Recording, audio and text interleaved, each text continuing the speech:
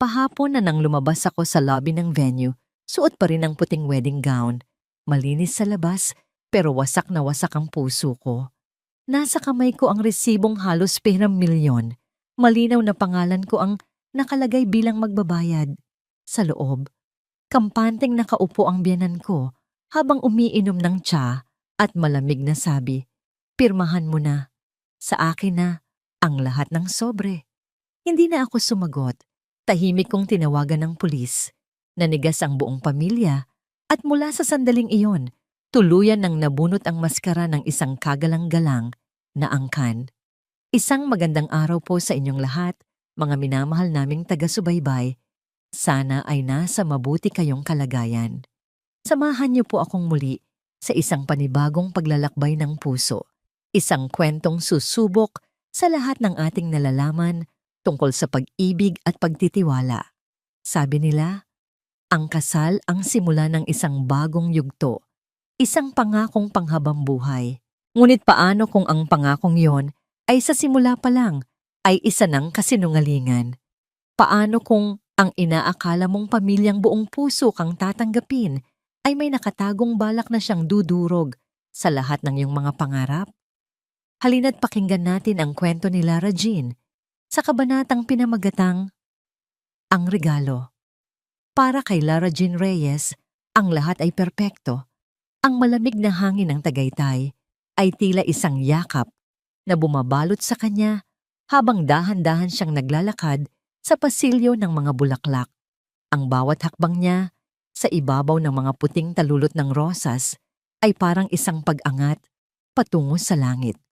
Nakikita niya sa dulo ng kanyang lalakaran si Marco de Villa, ang lalaking pinangarap niya na may mga luhang namumuo sa gilid ng mga mata nito. Mga luha ng purong kaligayahan. Ito na yon, ang katuparan ng lahat. Ang bawat puyat sa pag-aaral, ang bawat pagod sa trabaho, ang bawat dasal niya gabi-gabi.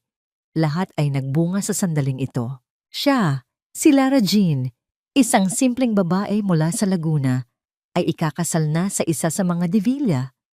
Isang pamilyang tinitingala, iginagalang, at may pangalang kasingkinang ng ginto. Nang marating niya ang dambana at iabot ni Marco ang kamay nito, naramdaman niya ang isang kuryenteng dumaloy sa buo niyang katawan. Ang lahat ng pag-aalinlangan, lahat ng takot na baka hindi siya karapat-dapat, ay biglang naglaho. Sa ngiti ni Marco, sa higpit ng hawak nito, naramdaman niyang kabilang na si siya. "You are the most beautiful woman I have ever seen, LJ." Bulong nito. Sapat lang para marinig niya. At sa mga salitang yon, tuluyan nang nalusaw ang puso ni Lara Jean. Ang reception ay parang isang eksena mula sa pelikula.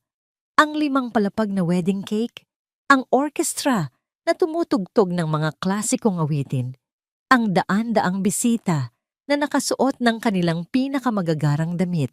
At sa gitna ng lahat, nandoon si Elena de Villa, ang kanyang biyenan, na may ngiting abot-tenga habang binabati ang bawat panauhin. Tinitingnan siya ni LJ mula sa kanilang presidential table. Napakabait ni Ginang Elena. Siya ang nag-ayos ng lahat. Sinigurong maging perpekto ang bawat detalye para sa pinakamamahal niyang manugang. "Swerte ako sa'yo, Marco," bulong ni LJ sa kanyang asawa habang pinapanood nila ang mga bisita. "At swerte ako sa pamilya mo." Hinalikan siya ni Marco sa noo. "Mas maswerte kami sa'yo, Mrs. de Villa." Mrs. de Villa, ang sarap pakinggan. Paulit-ulit niya itong sinasambit sa kanyang isipan hanggang sa matapos ang gabi at sila na lang dalawa ni Marco ang naiwan sa kanilang napakagarang honeymoon suite. "Finally," sabi ni Marco, sabay yakap sa kanya mula sa likuran. "Tayo na lang dalawa, mahal ko." Humarap si LJ at niyakap ito ng mahigpit. Ang bango ng pabango ni Marco ay hinaluan ng pangako ng isang bagong bukas. "Mahal na mahal kita." "Mas mahal kita, Mrs. de Villa," sagot nito. At bago pa man maglapat ang kanilang mga labi, isang mahinang katok sa pinto ang pumutol sa kanilang sandali. Nagkatinginan sila. Bahagyang kumunot ang noo ni Marco. Sino naman kaya yan? Binuksan ni Marco ang pinto at bumungad sa kanila ang nakangiting mukha ni Elena de Villa. Perpekto pa rin ang ayos nito, walang kahit isang hibla ng buhok na wala sa lugar. Ina? Gulat na tanong ni Marco. Bakit po kayo napaparito? Akala ko po umuwi na kayo. Hindi pa anak, sagot ni Elena. Ang kanyang mga mata ay nakatuon kay LJ. Mayroon lang akong isang espesyal na regalo para sa bago kong anak na babae. Pumasok si Elena sa silid, dala ang isang mamahaling leather folder. Ang nangiti sa kanyang mga labi ay hindi umaabot sa kanyang mga mata. May kung anong kaba ang biglang gumapang sa dibdib ni LJ. Naku, Ma'am Elena, hindi na po kayo dapat nag-abala pa. Sabi ni LJ, sinubukang maging magalang. Call me Ina. Hija, pamilya na tayo. Sabi ni Elena. Umupo sa isang silya at ipinatong ang folder sa mesang salamin. At dahil pamilya na tayo, dapat ay maging tapat tayo sa isa't isa. Dahan-dahan niyang binuksan ang folder at inilapit ito kay LJ. Hindi ito regalo. Ito ay isang makapal na pligo ng mga papel, mga resibo, mga invoice. Ano po ito? Ina? Tanong ni LJ. Ang kanyang boses ay nagsisimula ng manginig. Ang regalo ko sa iyo, LJ, sabi ni Elena. Ang kanyang boses ay biglang nawalan ng lahat ng init. Naging matigas ito at malamig, parang yelo. Iyan ang kabuuang gastos ng kasal ninyo. Mula sa designer gown mo, sa mga bulaklak na galing pa sa ibang bansa, hanggang sa champagne na ininom ng mga bisita, lahat ng iyan. Kinuha ni LJ ang mga papel, nanginginig ang kanyang mga kamay habang binabasa ang mga numero sa dulo ng bawat pahina. Ang mga mata niya ay nanlalaki sa bawat numerong kanyang nakikita. 500,000 pesos para sa bulaklak, 1 million para sa pagkain. Ang gown niya, halos 1 milyon din. At sa huling pahina ang kabuuan, 6,874,000 pesos, halos 3 bilyong piso. Nabitawan ni LJ ang mga papel. Ang mga ito'y nagkalat sa sahig na parang mga tuyong dahon.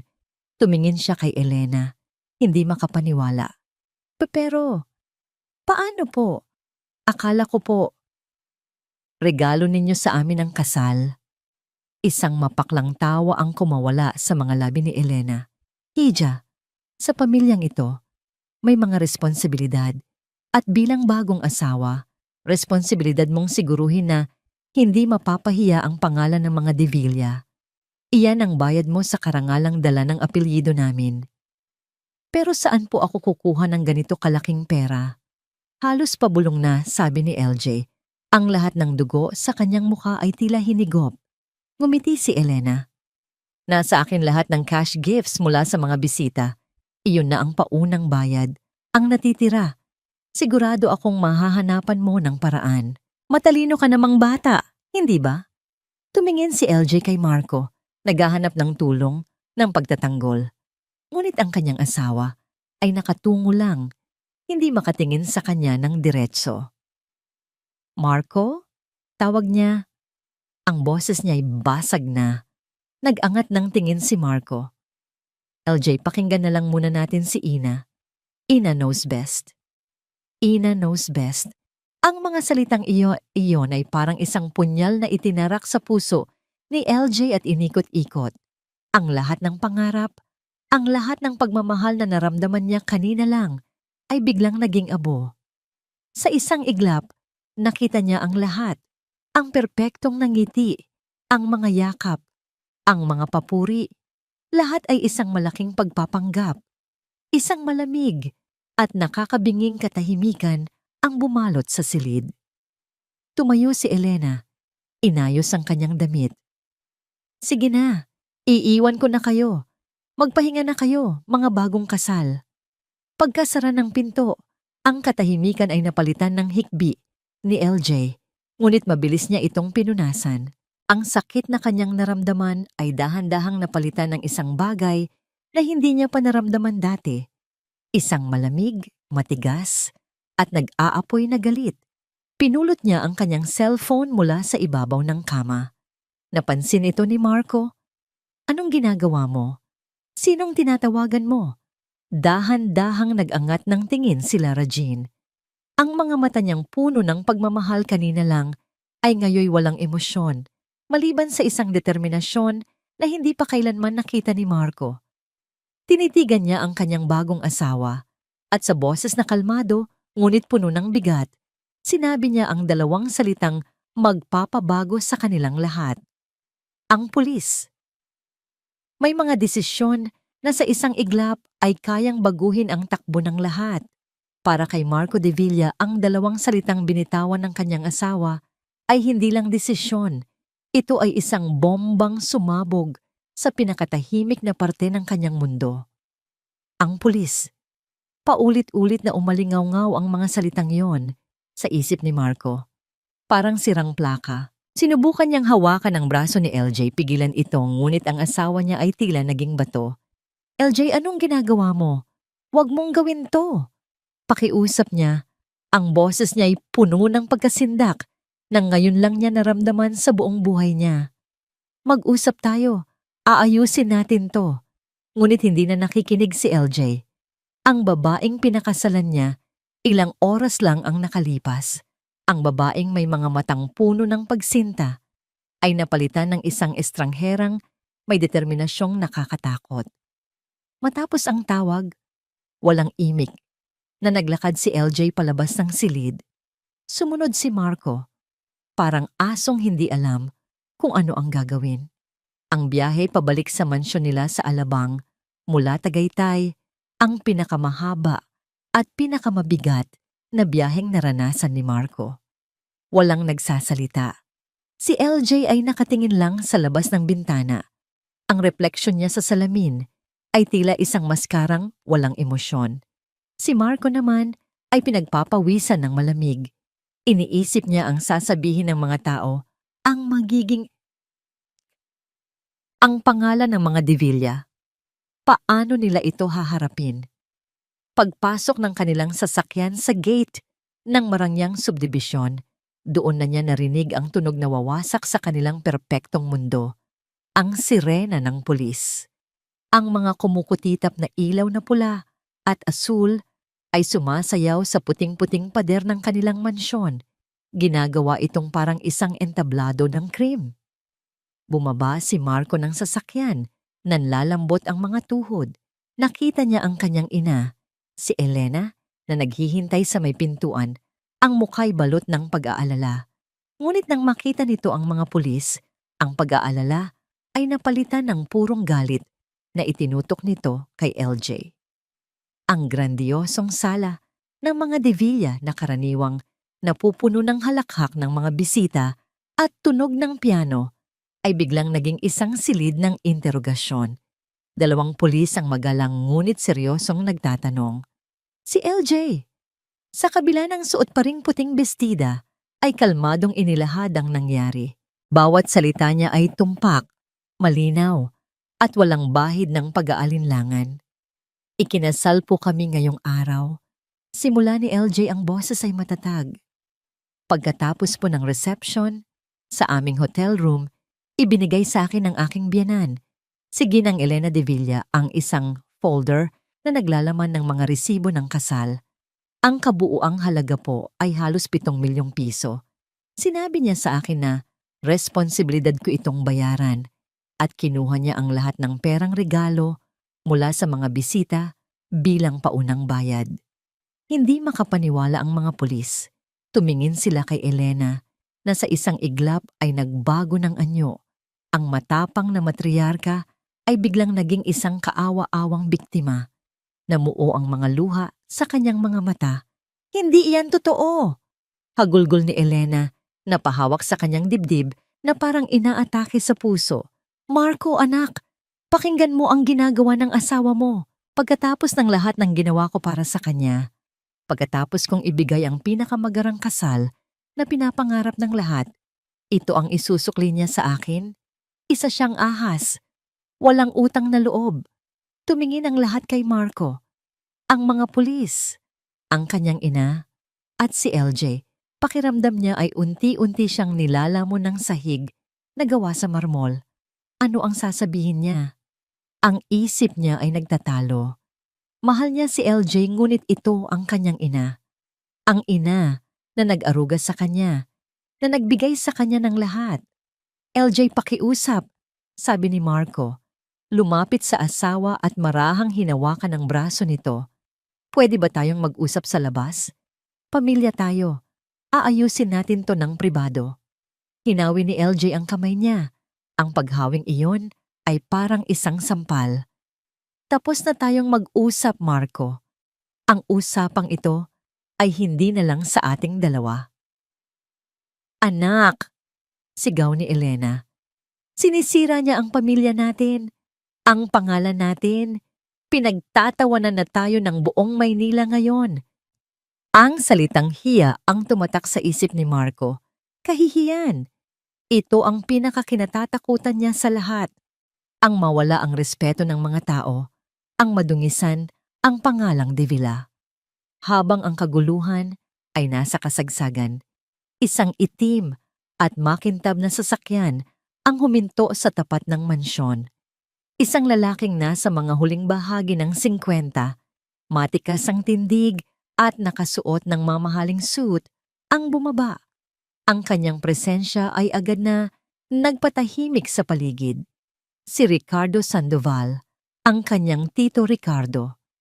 Anong nangyayari dito? Tanong ni Ricardo. Ang boses niya ay kalmado, ngunit may bigat ng awtoridad. Lumapit siya sa mga pulis. Magandang gabi, mga officers.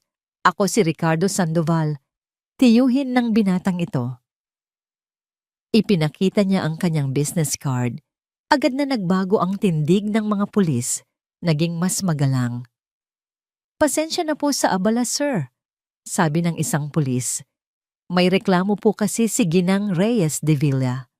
Tumingin si Ricardo kay LJ.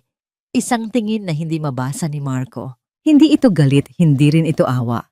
Isang tingin na tila sinusuri ang bawat kahinaan niya. Pagkatapos ay ibinaling niya ang tingin kay Elena na humahagulgol pa rin. Elena, tumahan ka na, mahinahon niyang sabi. Binalingan niya muli ang mga pulis. Mga officers, ito ay isang simpleng hindi pagkakaunawaan sa pamilya. Alam niyo na, ang mga bagong kasal, minsan ay nagkakaroon ng ganitong problema. Ako na ang personal na haharap dito. Pinapangako ko, walang gulo. Ang paraan ng pagsasalita ni Ricardo ay may kapangyarihan. Tila ang bawat salita niya ay kayang magpakalma ng kahit anong bagyo. Nagkatinginan ang mga pulis. Sige po, sir, pero kailangan po naming isulat ito sa blotter, sabi ng pulis. Walang problema, sagot ni Ricardo. Salamat sa inyong pag-unawa. Nang makaalis na ang mga pulis, ang katahimikan sa sala ay mas mabigat pa kaysa kanina. Sinamahan ni Ricardo si Elena paakyat sa kwarto nito. Si LJ ay nanatiling nakatayo, hindi gumagalaw. Si Marco naman ay naiwang nakatayo sa gitna. Gulong-gulo, talunan. Pagbaba ni Ricardo, mag-isa na lang ito. Lumapit siya kay Marco at tinapik ito sa balikat. Ang kanyang mga mata ay puno ng pagkalinga. Isang bagay na kailangan ni Marco sa mga sandaling iyon. Matinding pagsubok ito, pamangkin, sabi ni Ricardo sa mahinang boses. Ngunit ang mga De Villa ay matatag. Malalampasan natin ito. Tumangulang si Marco, hindi makapagsalita. Ang asawa mo, patuloy ni Ricardo, ang kanyang tingin ay nasa direksyon kung nasaan si LJ. Kailangan niya lang matutunan ng mga bagay-bagay. Minsan, ang mga bagong salta ay kailangang paalalahanan. Inakbayan ni Ricardo ang pamangkin at habang nakatingin sila pareho kay LJ na parang isang estatwa sa gitna ng kanilang sala, bumulong ito sa paraang si Marco lang ang makakarinig. Ang bawat salita ay may dalang lamig na tumagos hanggang sa buto ni Marco. Huwag kang mag-alala, pamangkin. Ako ang bahala sa asawa mo. Ituturo ko sa kanya kung saan siya lulugar. Ang katahimikan ay may iba't ibang anyo. May katahimikang nagdudulot ng kapayapaan. At mayroon ding katahimikan Tulad ng nararanasan ngayon ni Lara Jean na kasing bigat ng isang kabaong.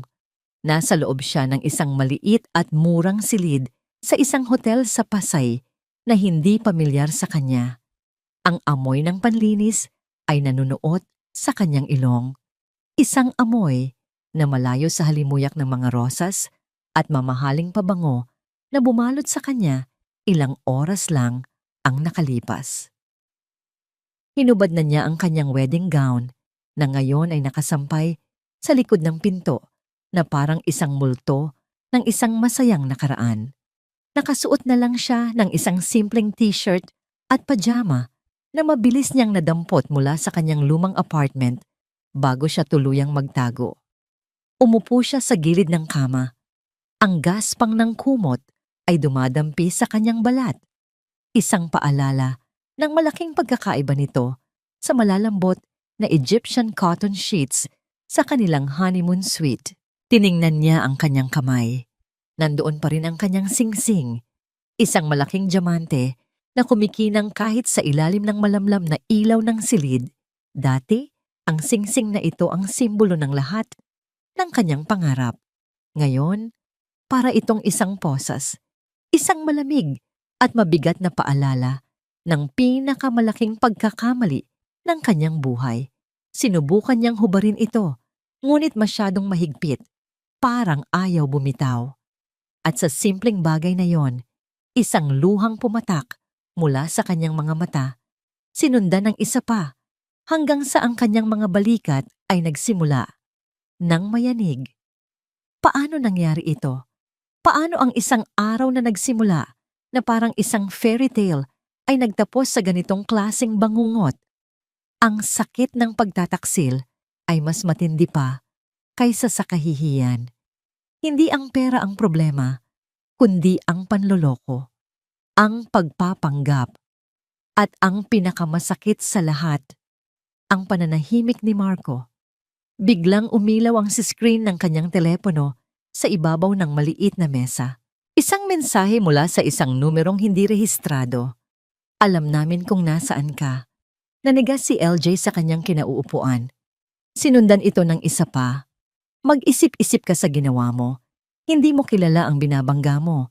Ang takot ay nagsimulang gumapang sa kanyang sistema, malamig at makamandag. Sila na ba ito? Ang mga De Villa, si Ricardo? Gaano kalawak ang kanilang kapangyarihan? Napayakap siya sa kanyang mga tuhod. Ang pakiramdam ng pag-iisa ay lalong tumindi. Wala siyang pamilya dito sa Maynila. Ang mga kaibigan niya, paano kung idamay pa nila ang mga ito? Muling nagring ang kanyang telepono. Sa pagkakataong ito, isang tawag. Nakarehistro ang pangalan, Marco. Saglit siyang nag-atubili. Isang parte sa kanya ay gustong sagutin. Umasang maririnig ang boses ng lalaking minahal niya na nagsasabing nagkamali siya at paninindigan na siya nito. Ngunit isang parte rin ang nagsasabing huwag na. Sa huli, pinindot niya ang answer button. Hello? Sabi niya. Ang boses niya'y bahagyang paos. Katahimikan sa kabilang linya. Pagkatapos ay nagsalita si Marco. Ang boses niya ay hindi galit. Hindi rin malungkot. Ito ay malamig. Malamig at walang emosyon. Nasaan ka, LJ? Bakit mo gustong malaman? Isang buntong hininga ang narinig niya. Umuwi ka na dito. Lubha mong pinag-aalala si Ina. Kailangan nating ayusin ang gulong ginawa mo. Ang gulong ginawa ko? Napakuyom ang kamao ni LJ. Walang gulo, Marco. Kung sa simula pa lang ay naging tapat na kayo sa akin. Sagot niya, sinisikap na maging kalmado. Hindi mo ba naiintindihan, LJ? Narinig niyang sagot ni Marco at sa unang pagkakataon, may bahid ng inis sa boses nito. Ito ay tungkol sa pamilya, tungkol sa pangalan natin, sa kahihiyan. Ang hinihiling lang naman ni Ina ay ang humingi ka ng tawad, tanggapin ang responsibilidad mo bilang asawa ko. Responsibilidad? Hindi na napigilan ni LJ ang sarili. Ang magbayad para sa sarili kong kasal na inakala kong regalo? Ang hayaan ang sarili kong maloko? Yan ba ang responsibilidad ng isang asawa sa pamilya ninyo, Marco? Isang mahabang katahimikan. Narinig ni LJ ang isang boses sa background sa kabilang linya. Isang mahinang bulong. Boses ng isang babae. Boses ni Elena. Nang muling magsalita si Marco, ang boses niya ay mas matigas na. Bumalik ka dito, LJ. Humingi ka ng tawad kay Ina. Iyon lang ang paraan para maayos to. Hindi iyon pakiusap. Iyon ay isang utos. At sa sandaling iyon, ang huling hibla ng pag-asang kinakapitan ni LJ ay tuluyan ng naputol. Ang Marco na kausap niya ay hindi na ang Marco na minahal niya. Ang lalaking ito ay anino na lamang ng kanyang ina. Isang sunod-sunurang puppet. Huminga siya ng malalim at nang magsalita siya, ang boses niya ay kalmado na. Ngunit may lamig na parang yelo. Wala na tayong dapat pag-usapan. Hindi na niya hinintay ang sagot nito. Ibinaba niya ang tawag. Ibinagsak niya ang telepono sa kama na parang isa itong nagniningas na bakal. Ang luhang kanina niya pa pinipigilan ay bumuhos na ng walang tigil. Napahagulhol siya, hindi dahil sa galit, kundi dahil sa matinding sakit. Ang sakit ng katotohanan na ang lalaking pinakasalan niya, ang lalaking pinangakuan niya ng habambuhay, ay hindi kailanman umiral. Ang Marco na minahal niya ay isang ilusyon, isang aninong nabubuhay sa ilalim ng kapangyarihan ng kanyang ina. Ngayon, sigurado na siya. Nag-iisa siya sa laban na ito. Walang kakampi, walang sasandalan. Sa gitna ng kanyang pagluha, muling umilaw ang telepono sa ibabaw ng kama. Napapitlag siya. Iniisip na, baka si Marco ulit ito o isa na namang mensahe ng pananakot. Naisip niyang huwag na itong pansinin, ngunit may kung anong nag-udyok sa kanya na abutin ito. Isang text message mula sa isang numerong hindi niya kilala. Ang puso niya ay nagsimulang kumabog ng mabilis. Dahan-dahan niyang binuksan ang mensahe. Alam ko ang pinagdadaanan mo. Hindi ka nag-iisa. Magkita tayo. Kumunot ang noo ni LJ. Sino ito? Isa na namang pananakot? O baka isang bitag? Isang paraan para malaman nila kung nasaan siya. Nag-type siya ng reply, "Sino to?" Ngunit bago pa man niya ito masend, isa pang mensahe ang pumasok mula sa parehong numero. Isang maikli, ngunit nakakakilabot na mensahe. Isang babala na nagpatigil sa paghinga niya at nagpatindig sa lahat ng balahibo sa kanyang katawan. Mag-ingat ka kay Ricardo. Mas masahol pa siya kay Elena. Ang takot ay isang lason. Kapag pumasok ito sa iyong sistema, kaya nitong paralisahin ang iyong isip at katawan. Ngunit para kay Lara Jean, ang babala tungkol kay Ricardo Sandoval ay hindi lang nagdulot ng takot. Nagbigay ito ng direksyon. Kung dati, ang kaaway niya ay may isang malinaw na mukha, ang mukha ni Elena de Villa. Ngayon, isang bagong anino ang lumitaw, mas malaki at mas nakakakilabot. Pumayag siyang makipagkita sa estranghero, ang lugar. Isang maliit at hindi gaanong pansining coffee shop sa isang eskinita sa Quezon City. Isang lugar na malayo sa karangyaan ng Alabang. Isang lugar kung saan ang isang de Villa ay hinding-hindi papasok. Maaga siyang dumating. Pinili ang pinakasulok na mesa kung saan tanaw niya ang lahat ng papasok. Bawat tunog ng kampana sa pinto ay nagpapakabog sa kanyang dibdib. Bawat taong pumapasok ay kanyang sinusuri. Paano kung isa itong bitag? Makalipas ang 15 minuto, isang babae ang pumasok. Nakasuot ito ng malaking sunglasses at isang scarf na nakatakip sa kalahati ng kanyang mukha. Mabilis itong naglakad, bahagyang nakayuko, na parang ayaw makita ng mundo. Umupo ito sa tapat ni LJ nang hindi nagsasalita. Nang tanggalin ng babae ang kanyang salamin, halos mapasinghap si LJ, si Isabel, ang asawa ng yumaong panganay na anak ni Elena. Ang hipag niya. Ang itsura ni Isabel ay malayo sa babaeng nakita niya sa mga family picture. Sa mga litrato, si Isabel ay laging nakangiti. Ngunit isang ngiting malungkot. Ngayon, sa harap niya, ang lungkot na yon ay mas kitang-kita.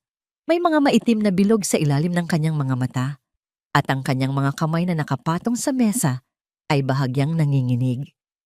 Ate Isabel? Gulat na tanong ni LJ. Tumango si Isabel. Ang kanyang mga mata ay mabilis na sinusuri ang paligid. Huwag kang maingay, LJ pakiusap. Bakit? Paano mo nalaman kung nasaan ako? Bakit mo ako tinutulungan? Sunod-sunod na tanong ni LJ, ang kanyang pagdududa ay mas matindi pa kaysa sa kanyang pasasalamat. Huminga ng malalim si Isabel. Dahil nakikita ko ang sarili ko sa'yo, 5 taon na ang nakakaraan. At doon, sa gitna ng amoy ng kape at tinapay, ikinuwento ni Isabel ang lahat. Ang sarili niyang fairy tale wedding, ang pagiging mabait at maalaga ni Elena bago ang kasal, at ang gabi pagkatapos ng reception kung saan, tulad ni LJ, iniharap din sa kanya ang isang folder ng mga resibo. Mas maliit ang sa akin, sabi ni Isabel, isang mapaklang ngiti ang sumilay sa kanyang mga labi. Mga 2 milyon lang, ngunit para sa isang tulad ko noon, para na yung isang bundok na hindi kayang akyatin. Anong ginawa mo? Tanong ni LJ. Wala, sagot ni Isabel, at sa unang pagkakataon, isang butil ng luha ang pumatak mula sa kanyang mata. Mabilis niya itong pinunasan. Natakot ako. Buntis ako noon sa panganay namin. Pinagbantaan ako ni Elena. Sabi niya, kung magsusumbong ako, sisirain niya hindi lang ang pangalan ko, kundi pati na rin ang kinabukasan ng magiging anak ko para sa dangal daw ng pamilya. Dangal. Ang salitang yon. Ang parehong salitang ginamit ni Marco. Pero bakit ngayon? Bakit ngayon mo lang sinasabi to? Dahil pagod na akong matakot. Sabi ni Isabel, may bagong determinasyon sa kanyang boses. At dahil ang ginawa nila sa iyo ay mas malala, mas malaki. At sa pagkakataong ito, si Ricardo na mismo ang direktang nakikialam. May inilabas si Isabel na isang malaking brown envelope mula sa kanyang bag at dahan-dahan itong itinulak papunta kay LJ. Itinago ko ang lahat, mga kopya ng kontrata, mga resibo, baka sakaling may makita ka. Binuksan ni LJ ang envelope. Sa loob nito ay mga papeles na lumana, bahagyang naninilaw sa mga gilid. Inilabas niya ang sarili niyang folder na dala-dala niya. Ipinatong niya ang mga papeles nila sa ibabaw ng mesa, magkatabi. Sa unang tingin, magkaiba ang mga ito dahil sa petsa. Ngunit habang tinititigan ni LJ ang mga detalye, nagsimula siyang makakita ng isang nakakabahalang pattern. Pareho ang caterer, bulong niya. Pareho din ang supplier ng bulaklak. At ang event stylist, magkaiba ang pangalan ng kumpanya, pero pareho ang address. Patuloy silang nagsiyasat, 2 babaeng pinag-isa ng parehong panloloko. Ang kanilang mga daliri ay nagtuturo sa mga pangalan, sa mga numero, at doon nila nakita ang pinakamalaking pagkakatulad sa lahat. Ang mga pinakamalalaking bayarin, venue, food, styling, ay lahat napunta sa iisang event coordination company. Isang kumpanyang nagngangalang Elegancia Events and Management. Sila din ang kinuha ni Ina para sa kasal ko, sabi ni LJ. Sabi niya, ito daw ang pinakamagaling sa buong Pilipinas. Kinuha ni Isabel ang isa pang dokumento mula sa envelope. Isa itong kopya ng business registration ng Elegancia Events. Tingnan mo ang mga pangalan sa board of directors. May kilala ka ba? Binasa ni LJ ang mga pangalan. Mga apelyidong hindi pamilyar. Wala ni isang De Villa o Sandoval. Aaminin na sana niyang wala siyang makita. Nang biglang itinuro ni Isabel ang isang maliit na detalye sa ilalim ng papel, ang address ng opisina. Tingnan mo ang address na to, LJ. Binasa ni LJ ang address. Isang gusali sa Ortigas. Isang pamilyar na pangalan ng gusali. Saan nga ba niya ito narinig? Pilit niyang inaalala. At bigla, para siyang kinilabutan. Naalala niya. Isang beses, Habang namamasyal sila ni Marco, itinuro nito ang isang lumang gusali. Diyan dati ang isa sa mga unang opisina ni Tito Ricardo. Sabi nito, ang address na nakasulat sa papel ay ang address ng parehong gusali. Nag-angat ng tingin si LJ mula sa papel. Ang kanyang mga mata ay nanlalaki sa pagkabigla. Tumingin siya kay Isabel. Nakita niya ang parehong realisasyon sa mga mata ng kanyang hipag. Ang lahat ay biglang luminaw. Ang mga piraso ng puzzle ay dahan-dahang nabubuo sa kanyang isipan. At ang nabubuong larawan ay mas madilim at mas masalimuot kaysa sa kanyang inaakala. Si Elena ay hindi lang isang ganid na biyenan. Siya ay isang kasangkapan. Isang tauhan sa isang mas malaking laro. Ang panloloko ay hindi lang basta pagnanakaw. Ito ay isang operasyon, isang sistema, isang sindikato. At sa gitna ng lahat, sa likod ng mga anino, nakatayo ang isang taong pinagkakatiwalaan ng lahat. Ang taong tagapamayapa, ang taong rerespeto, ang kanyang Tito Ricardo. Napahawak si LJ sa mesa. Ang kanyang mga daliri ay namumuti sa higpit ng kapit. Ang kanyang paghinga ay bumibilis. Isang malamig na katotohanan ang bumalot sa kanya. Hindi ito pagnanakaw lang. Bulong niya. Sapat lang para marinig ni Isabel. Ang kanyang boses ay puno ng bagong tuklas na katatakutan. Ito ay isang sindikato at si Ricardo ang nasa sentro ng lahat. May mga giyera na hindi sa larangan ng digmaan nangyayari, kundi sa loob ng isip at puso ng isang tao.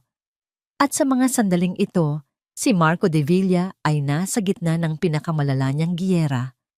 Nakatayo siya sa harap ng malaking bintana sa kanyang study. Hawak ang isang baso ng mamahaling whiskey.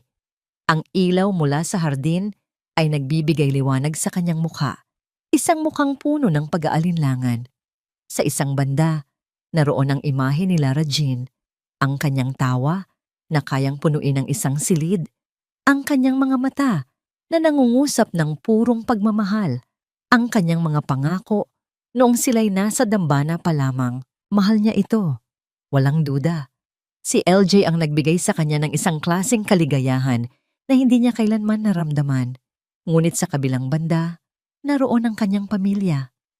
Ang kanyang ina na nag-iisang nagtaguyod sa kanya. Ang bigat ng apelyidong De Villa. Ang karangalan at ang hiya. Ang gulo na idinulot ng pagtawag ni LJ sa mga pulis ay hindi maikakaila. Ang eskandalo, ang mga bulong-bulungan. Huminga siya ng malalim at ininom ang laman ng kanyang baso. Hinilamos niya ang kanyang mukha.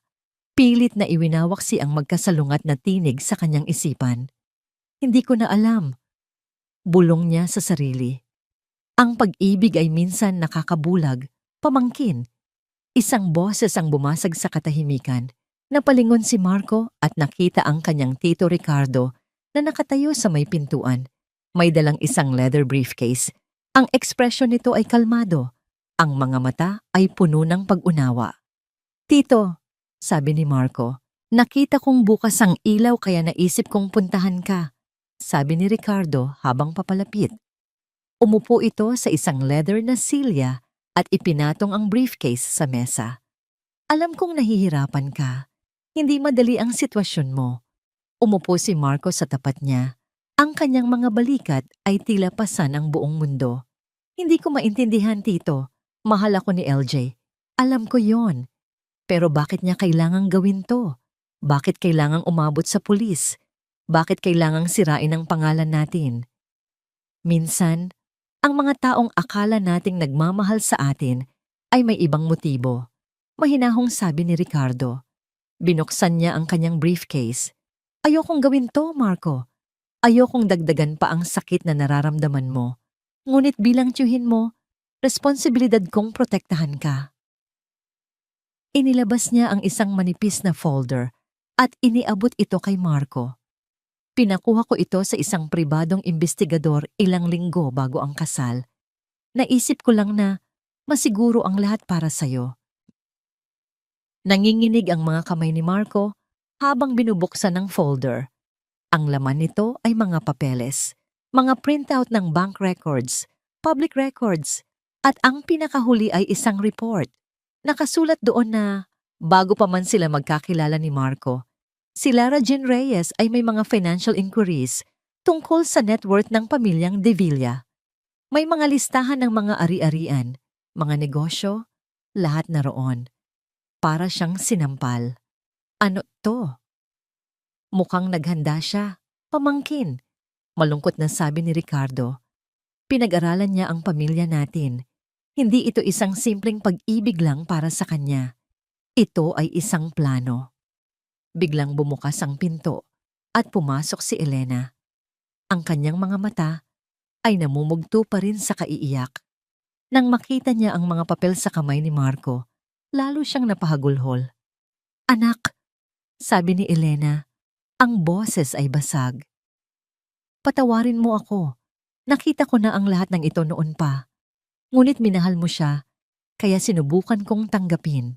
Sinubukan kong pagbigyan ng lahat ng luho na gusto niya para sa kasal. Kahit na alam kong sinisimot niya lang tayo. Ginawa ko ang lahat para sa'yo, para protektahan ka sa isang ahas. Ang mga salita ni Elena, kasama ang ebidensya mula kay Ricardo, ay naging isang lason na mabilis na kumalat sa isipan ni Marco. Ang pagmamahal na nararamdaman niya para kay LJ ay dahan-dahang nabalutan ng galit at pagdududa. Ang mga alaala nila ay biglang nagkaroon ng ibang kahulugan. Ang bawat ngiti, ang bawat yakap, lahat ba yun ay parte ng isang plano? Anak, kausapin mo siya, pakiusap ni Elena. Pauwiin mo na siya. Hayaan mong ayusin natin ito bilang pamilya. Baka sakaling magbago pa siya. Sa mga oras na yon, ang pag-ibig ni Marco ay naging isang sugat. At ang tanging paraan na alam niya para gamutin ang sakit ay ang magalit. Dinampot niya ang kanyang telepono. Puno ng pait at pagkabigo ang kanyang puso. Dinial niya ang numero ni LJ. Nang sagutin nito ang tawag, hindi na siya nagpaligoy-ligoy pa. Anong klaseng tao ka, LJ? Bungad niya, ang boses niya ay nanginginig sa galit. Narinig niya ang pagtataka sa boses ni LJ. Marco, anong sinasabi mo? Huwag ka nang magpanggap. Alam ko na ang lahat. Sigaw niya. Ang pag-alam mo sa yaman ng pamilya ko. Ang plano mo. Ginagamit mo lang ba ako? Ang pagmamahal ko sa'yo, lahat ba yon kasama sa plano mo? Hindi ko alam ang sinasabi mo. Sagot ni LJ. Ang boses nito'y may bahid na ng takot. Si Ricardo ba ang nagsabi niyan sa'yo? Marco, niloloko ka lang nila. Siya ang may pakana ng lahat. Si Ricardo pa talaga. Mapakla siyang tumawa. Ang tiyuhin kong walang ibang ginawa kundi ang tulungan tayo. Siya pa ang masama. At ikaw ang biktima. Ang galing mong umarte, LJ. Napaniwala mo akong lahat. Marco, pakinggan mo ako. Ngunit hindi na siya nakikinig. Ang sakit na nararamdaman niya ay masyadong matindi. Ang imahe ng mga dokumento ay nakatatak sa kanyang isipan. Ang mga luha ng kanyang ina. Ang mga babala ng kanyang tiyuhin. Lahat ay nagtutulak sa kanya sa isang konklusyon. Tama na, LJ. Sigaw niya sa telepono. Ang kanyang boses ay umaalingaw-ngaw sa tahimik na study. Ayoko nang makinig sa mga kasinungalingan mo. Baka nga pamilya ko ang nagsasabi ng totoo. At sa huling mga salitang iyon, ibinaba niya ang tawag. Ibinagsak niya ang telepono sa mesa. Ang tunog nito ay sumira sa katahimikan. Napatingin siya sa kanyang ina at tiyuhin. Sa wakas, pumili na siya. Pinili niya ang kanyang pamilya at sa pagpiling iyon, pakiramdam niya ay dinurog niya ang sarili niyang puso. Ang mga salita ni Marco ay parang lason na dahan-dahang kumakalat sa bawat ugat ni Lara Jean. Baka nga pamilya ko ang nagsasabi ng totoo. Paulit-ulit. Paulit-ulit na tumatatak sa kanyang isipan. Isang walang katapusang parusa. Pagkatapos ng tawag na yon, wala nang luhang lumabas sa kanyang mga mata. Napalitan ito ng isang nakakabinging katahimikan, isang pakiramdam ng pagkamanhid, para siyang isang manika na pinutulan ng lahat ng tali. Kinabukasan, doon niya nalaman na ang giyera ay hindi pa pala nagsisimula. Ang nangyari sa mansyon ng mga De Villa, ang pagtawag niya sa pulis, ay isang maliit na laban lamang. Ang tunay na digmaan ay ngayon pa lang sasabog at ito ay gagawin sa harap ng buong mundo. Nagsimula ito sa pagbukas niya ng kanyang social media account. Ang kanyang newsfeed na dati puno ng mga pagbati para sa kanyang kasal ay ngayon isang pader ng paninira. Ang kanyang litrato, ang litrato niya sa araw ng kanyang kasal, nakangiti at puno ng pangarap, ay nakapaskil sa iba't ibang artikulo mula sa mga hindi pamilyar na blogs at websites. Ang mga headline ay parang mga sundang na direktang tumutusok sa kanyang pagkatao. Ang bride na gold digger, kilalanin ang babaeng niloko ang pamilyang De Villa. Mula sa kahirapan, ang madilim na sikreto ng kasal ni Lara Jean Reyes. Pamilya De Villa, biktima ng isang professional na scammer? Nanginginig ang kanyang mga kamay habang nag-isi-scroll. Ang bawat komento ay mas masakit pa kaysa sa nauna. Mga estrangherong walang alam sa kanyang buhay. Hinuhusgahan siya. Tinatawag siyang kung ano-anong masasakit na salita. Ang kanyang mga personal na impormasyon, ang lugar kung saan siya lumaki sa Laguna, ang pangalan ng kanyang mga magulang, lahat ay nakalatag para pagpiestahan ng publiko. Ngunit ang pinakamasakit na dagok ay dumating ng hapon na iyon. Isang kaibigan niya ang tumawag, umiiyak. LJ, buksan mo ang TV, Channel 7. Dali! Sa isang lumang television sa lobby ng hotel, pinanood niya ang isang sikat na afternoon talk show. At doon, sa gitna ng mga makukulay na ilaw, nakaupo ang isa sa kanyang pinakamatalik na kaibigan mula sa kolehiyo. Si Katrina. Umiiyak ito habang kinakapanayam. Hindi ko akalain na magagawa niya to. Sabi ni Katrina sa host, ang kanyang boses ay puno ng pekeng awa. Noon pa man, pangarap na talaga ni LJ na makapag-asawa ng mayaman. Lagi niyang sinasabi sa amin, darating ang araw, aahon din ako sa hirap, kahit anong paraan. Hindi namin inakala na ito ang paraan na tinutukoy niya. Hindi makapaniwala si LJ ang mga salitang iyon. Oo, sinabi niya iyon noon. Ngunit sa konteksto ng pagsisikap sa trabaho, ng pag-abot sa pangarap. Ngunit sa bibig ni Katrina, ang pangarap na iyon ay naging isang kasuklam-suklam na ambisyon. Binaluktot nito ang kanilang mga alaala. Ginawa itong sandata para wasakin siya. Napatay niya ang TV. Ang paninikip ng kanyang dibdib ay halos hindi na niya makayanan. Ngayon, naiintindihan na niya ang kapangyarihan ni Ricardo.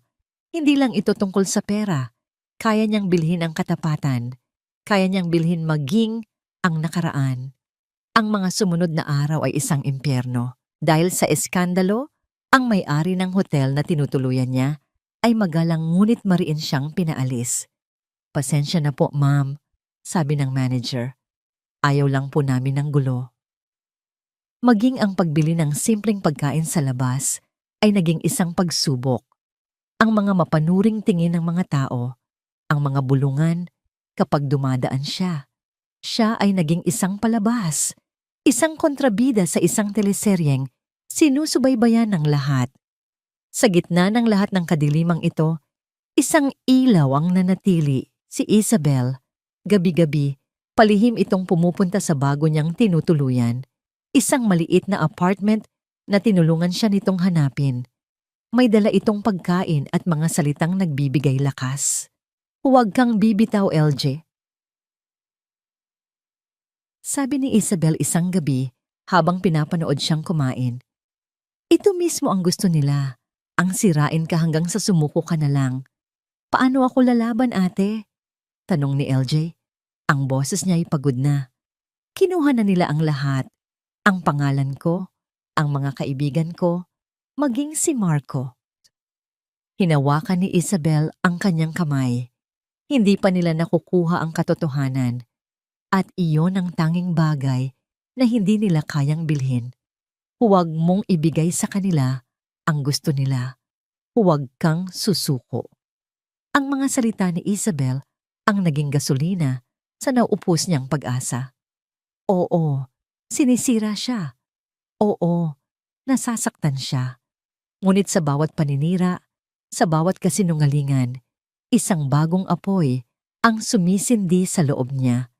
Isang apoy ng determinasyon. Ngunit kinabukasan, isang bagong pagsubok ang dumating. Isang pagsubok na naglalayong patayin ang kahit anong apoy na natitira sa kanya. Isang courier ang nag-abot sa kanya ng isang makapal at mamahaling sobre. Sa labas, nakasulat ang pangalan ng isa sa pinakamalaki at pinakakilalang law firm sa bansa. Nanginginig ang kanyang mga kamay habang binubuksan ito. Sa loob, isang formal na liham ang nakasulat. Isang demanda. Siya, si Lara Jean Reyes, ay formal na idinedemanda ni Ricardo Sandoval para sa kasong libel at defamation dahil sa walang basehang akusasyon na sumira sa kanyang magandang pangalan at reputasyon, at sa ilalim ng liham ang halagang hinihingi bilang danyos perwisyo, 20 milyong piso. Nabitawan ni LJ ang sulat.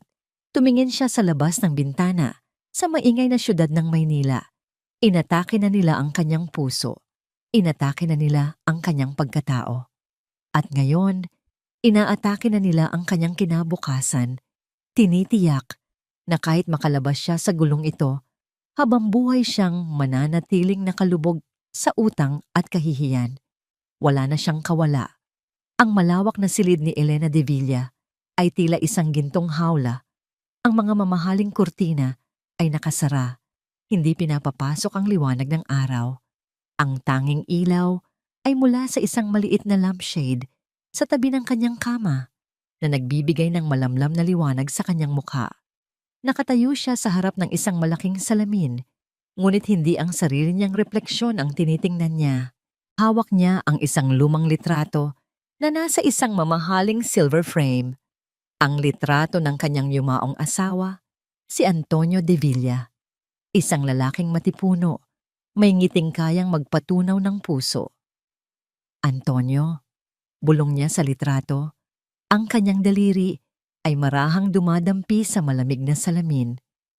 Tingnan mo ang nangyayari sa pamilyang binuo natin. Tingnan mo ang gulo. Isang parte sa kanya ang gustong sisihin si Lara Jean. Kung hindi lang sana naging pakialamera ang babaeng yon, kung sumunod lang sana siya sa plano, ang lahat sana ay maayos na. Ang utang sana ay nabayaran na. Ang pangalan sana ng mga de Villa ay mananatiling malinis. Ngunit sa kaibuturan ng kanyang puso, alam niyang hindi si LJ ang tunay na problema. Ang problema ay mas malalim, mas matagal na, at may mukha ng isang taong pinagkakatiwalaan niya. Binitawan niya ang litrato at lumapit sa kanyang drawer. Mula sa ilalim ng mga sutlang damit, kinuha niya ang isang sobrang walang tatak. Binuksan niya ito. Sa loob, isang formal na letterhead mula sa isang kilalang kasino sa Macau. Isang demand letter. Ang halaga? 10 milyong piso. At isang petsa kung kailan ito dapat bayaran sa loob ng 1 linggo. Napahawak siya sa kanyang dibdib. Ang paghinga niya ay naging mabilis at mababaw. Naalala pa niya ang unang beses. Isang maliit na pagkatalo lang sa isang friendly game kasama ang mga amiga niya. Nahihiya siyang umamin na naubusan siya ng pondo. At doon, biglang lumitaw si Ricardo, parang isang anghel na tagapagligtas. Huwag kang mag-alala, Elna. Sabi nito sa kanya noon, may kasamang isang mapagkalingang ngiti. Pamilya tayo. Ako muna ang bahala. Maliit na bagay. Ang maliit na bagay na yon ay naging simula ng isang bangin. Ang isang utang ay nasundan ng isa pa. Ang friendly games ay napalitan ng mga high-stakes na laro sa mga pribadong silid.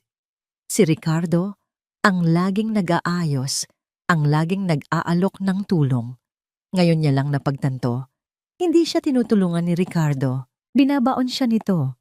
Dahan-dahan, Ngunit siguradong sigurado, ang bawat tulong ay may kalakip na tali. At ngayon, ang mga taling yon ay nakapulupot na sa kanyang leeg, hinihigpitan sa bawat araw na lumilipas. Mula sa kanyang bintana, natanaw niya si Marcos sa hardin. Nakaupo ito sa isang bench, nakatingin sa malayo, ang muka ay blanko. Ang kanyang uniko hiho, ang dahilan kung bakit niya ginagawa ang lahat ng ito. Ngunit habang tinitingnan niya ito, isang matinding kirot ng konsensya ang tumama sa kanya. Mahal niya ang kanyang anak, ngunit ang pagmamahal na iyon ay nababalutan ng takot at kasinungalingan. Gusto niyang bumaba, yakapin ito, at sabihin ang lahat ng totoo. Ngunit hindi niya kaya. Ang takot niya kay Ricardo ay mas malakas pa. Biglang nagring ang telepono sa tabi ng kanyang kama. Ang tunog nito ay parang isang putok ng baril sa nakabibinging katahimikan. Napatalon siya sa gulat. Alam na niya kung sino yon bago pa man niya tingnan ang screen. Ricardo Sandoval. Nanginginig niyang sinagot ang tawag. Hindi na siya nag-hello. Nakita mo na ba ang pinadala ko? Tanong ng malamig na boses sa kabilang linya. Hindi ito tanong, kundi isang pagbabanta. Ricardo, pakiusap. Nagsusumamong sabi ni Elena. Bigyan mo pa ako ng panahon. Hindi pa. Tapos na ang panahon, Elena. Putol nito sa kanya. Ang demanda laban sa manugang mo ay simula pa lang. Mayroon pa akong ipapagawa sa'yo. Isang pinal na pahayag sa media. Isang bagay na tuluyan ng dudurog sa kanya. Nag-atubili si Elena. Ang isipin pa lang na lalo pang saktan si LJ. Sa kabila ng lahat, ay nagdulot ng isang maliit na pagtutol sa kanyang kalooban. Pero, Ricardo, isang nakakabinging katahimikan. At nang muling magsalita si Ricardo, ang boses niya ay bumaba, naging isang bulong na mas nakakatakot pa kaysa sa isang sigaw. Gawin mo ang sinabi ko, Elena. Muli siyang nag-atubili at doon, ibinato ni Ricardo ang kanyang huling nakamamatay na baraha.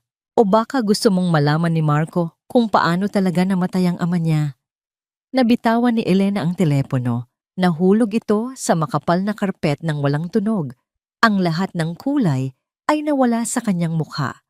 Ang kanyang mga binti ay nanghina at napaupo siya sa gilid ng kama. Ang lihim na yon, ang nag-iisang lihim na isinumpa niyang dadalhin hanggang sa kanyang hukay. Alam ni Ricardo. Alam niya pala.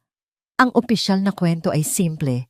Si Antonio de Villa, ang kanyang minamahal na asawa, ay namatay dahil sa isang biglaang atake sa puso habang nasa isang business trip.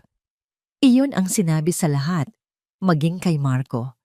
Ngunit ang totoo ay mas madilim, mas komplikado. Ang gabi bago ang kanyang pagkamatay, nagkaroon sila ng matinding pag-aaway ni Antonio. Isang pag-aaway tungkol sa pagsusugal ni Elena, na noon ay nagsisimula pa lamang. Isang pag-aaway tungkol sa tulong na laging iniaalok ni Ricardo. Nagbanta si Antonio na ititiwalag niya si Ricardo sa kumpanya at ilalayo sa kanilang pamilya. Sa galit, umalis si Antonio, nag-check-in sa isang hotel para magpalamig. Kinaumagahan, natagpuan itong wala ng buhay. Ang huling alaala niya sa kanyang asawa ay ang galit sa mga mata nito. Ang huling mga salita nila sa isa't isa ay puno ng sakit at sama ng loob. At sa loob ng maraming taon, kinain siya ng konsensya. Kung hindi ko sana siya nakaaway, kung nakinig lang sana ako sa kanya. At si Ricardo ang nasa tabi niya sa buong panahong iyon. Ang nag-asikaso ng lahat. Ang nagpatunay na atake sa puso nga ang dahilan. Ang nag-aliw sa kanya. Siya pala, sa buong panahong iyon, ay hawak ang isang patalim na anumang oras ay handang ibaon sa kanyang likod. Pinulot niya ang telepono mula sa sahig. Ang kanyang pag-aalinlangan ay naglaho na, napalitan ng purong desperadong takot. Takot na mawala ang pagtingin ni Marco, hindi lang bilang isang ina, kundi bilang isang taong may kinalaman, kahit hindi direkta, sa pagkamatay ng ama nito. Gagawin ko. Bulong niya sa telepono. Ang boses niya ay halos hindi na marinig. Gagawin ko ang lahat ng gusto mo. Huwag mo lang sasabihin kahit kanino. Pakiusap. Isang mahinang tawa ang narinig niya mula sa kabilang linya. Isang tunog ng tagumpay. Mabuti nang nagkakaintindihan tayo, Elena. Pagkababa ng tawag, napatingin si Elena sa kanyang refleksyon sa salamin. Ang babaeng nakatingin pabalik ay hindi na niya kilala. Isang babaeng basag, isang bihag sa sarili niyang mansyon. Isa siyang reyna na walang korona, isang ina na may hawak na lason para sa sariling anak. Wala na siyang pagpipilian. Para protektahan ang isang kasinungalingan, kailangan niyang gumawa ng isa pang mas malaki. At sa pagkakataong ito, ang mabibiktima ay hindi lang si Lara Jean, kundi pati na rin ang kaluluwa niyang unti-unti nang nauubos. Ang lason ay kumalat na. Sa bawat sulok ng isipan ni Marco, naroon ang duda, lumalaki at sumasakop sa lahat ng magagandang alaala. Ang mga ebidensyang ipinakita sa kanya ay naging pader na humaharang sa anumang katwiran. At si Ricardo, sa kanyang tuso at mahinahon na paraan, ay naghanda na para ibigay ang huling pako sa kabaong ng tiwalang winasak na. Marco, pamangkin, sabi ni Ricardo isang gabi, habang nag-uusap sila sa study. Ang mukha nito ay puno ng pag-aatubili na para bang labag sa kanyang kalooban ang susunod na gagawin. Mayroon akong isang bagay na dapat mong marinig. Masakit ito, pero kailangan mo itong malaman para sa sarili mong kapakanan. Inilabas ni Ricardo ang kanyang telepono. Isang pindot lang at isang boses ang umalingaw-ngaw sa tahimik na silid. Isang boses na kilalang kilala ni Marco. Ang boses ni Lara Jean. Oo, friend, yun na nga ang plano, sabi ng boses sa recording. May kasamang mahinang tawa. Pagkatapos ng lahat ng hirap ko sa buhay, ito na ang ganti. Sisimutin ko ang pamilyang yon hanggang sa huling kusing. Utang na loob? Hindi, friend. Bayad dato. Bayad sa lahat ng hirap ko. Pagkatapos ay isa pang boses ng babae ang narinig, hindi malinaw. At muling nagsalita ang boses ni LJ. Si Marco? Naku, madali lang yan. Mahal na mahal ako noon. Kahit anong sabihin ko, maniniwala yon. Siya ang susi sa lahat. Pinatay ni Ricardo ang recording. Ang katahimikan na sumunod ay mas matindi pa kaysa sa ingay. Si Marco ay nakatitig lang sa telepono. Ang kanyang mukha ay nawalan ng kulay. Ang bawat salita ay parang isang hiwa ng kutsilyo, paulit-ulit. Sa bawat tibok ng kanyang puso, iyon ang boses niya, walang duda. At ang mga salitang yon, kinumpirma ng mga yon ang lahat ng kanyang kinatatakutan, ang mga papel, ang mga sinabi ng kanyang ina. At ngayon, ito. Isang malamig na galit ang gumapang sa buong katawan ni Marco. Isang galit na ipinanganak mula sa durog na puso. Hindi na ito simpleng pagdududa. Ito na ang katotohanan. Ang pag-ibig na inakala niyang totoo ay isa palang napakalaking kasinungalingan. Isang masakit na biro, tumayo siya. Ang kanyang mga kilos ay matigas at walang emosyon. Hindi niya pinansin ang kunwaring pag-aalala sa mukha ni Ricardo o ang mga hikbi ng kanyang ina. Kinuha niya ang susi ng kanyang kotse at naglakad palabas ng silid. Mayroon lang siyang isang pupuntahan. Habang nagmamaneho siya patungo sa apartment kung saan niya alam na nagtatago si LJ. Ang bawat kanto, ang bawat ilaw trapiko ay tila isang paalala. Naalala niya ang kanilang unang dati, ang tawa ni LJ nang aksidente niyang matapunan ng kape ang kanyang damit. Naalala niya ang gabi na nag-propose siya, ang mga luha ng kaligayahan sa mga mata nito. Lahat ng alaalang yon na dating nagbibigay sa kanya ng init ay ngayoy parang mga multong nanunumbat. Lahat pala ay isang pag-arte. Lahat ay parte ng plano. Pagdating niya sa harap ng gusali, hindi siya nag-atubili. Umakyat siya sa hagdanan, ang bawat hakbang ay mabigat. Kumatok siya sa pinto, isang malakas at mariing katok na umalingaw-ngaw sa tahimik na pasilyo. Nang bumukas ang pinto at bumungad sa kanya ang mukha ni LJ, isang mukhang pagod, ngunit may bahagyang kislap ng pag-asa. Nang makita siya, lalo lamang tumigas ang kanyang puso. Ang pag-asang iyon sa mga mata ni LJ para sa kanya ay isa na namang patunay ng galing nitong umarte. "Marco?" Sabi ni LJ, ang boses niya ay may halong gulat at pananabik. "Pumasok ka." Hindi siya pumasok. Nanatili siyang nakatayo sa labas ng pinto. Tinitingnan niya si LJ mula ulo hanggang paa na para bang sinusuri ang isang kaaway. "Narinig ko na," sabi niya. Ang kanyang boses ay walang kabuhay-buhay. Kasing lamig ng hangin sa hating gabi. "Ang alin?" tanong ni LJ. Ang pag-asa sa kanyang muka ay dahan-dahang napapalitan ng pagkalito at takot. "Marco, kung ano man ang sinabi nila sa'yo." "Ang boses mo," putol niya. "Ang pagtawa mo habang sinasabi mo sa kaibigan mo kung paano mo ako gagamitin, kung paano mo sisimutin ang pamilya ko." Nakita niya ang pagkabigla sa mukha ni LJ. Ang pagtanggi. "Hindi!